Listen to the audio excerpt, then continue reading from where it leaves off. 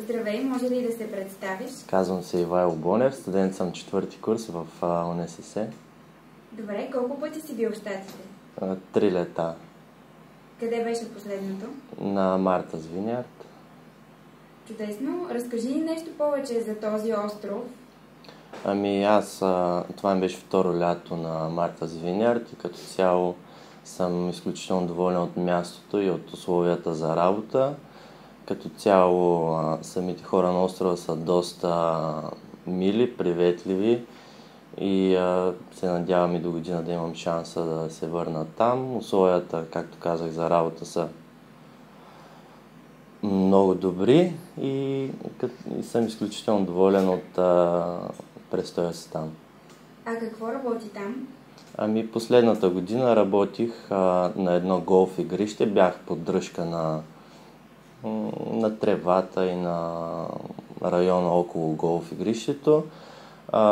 Вечер, като втора работа, бях дишвошер и след това бях бъсър в ресторанти, работих като цяло. Колко време прекара в Щатите? 4 месеца. Запознали се с нови интересни хора, защото все пак програмата Work and Travel е програма, в която срещаш и различни хора, националности, култури. Да, разбира се, запознах се с изключително много хора, както и хората, за които работих. Успях да направя контакти с тях и до година заминавам отново на същото място поради тази причина. И като цяло бих казал, че освен, че се запознаваш с много хора от Америка, също така имаш и възможност да завържеш много приятели, които и продължават и в България, защото има доста студенти от България, Сърбия, Румъния и така нататък. И като цяло не само с американци успяваш да завържиш контакти, но и с българи и така нататък. Добре, това е чудесно. Би ли ни разказал най-запомнящата се случка от миналото ти лято, примерно?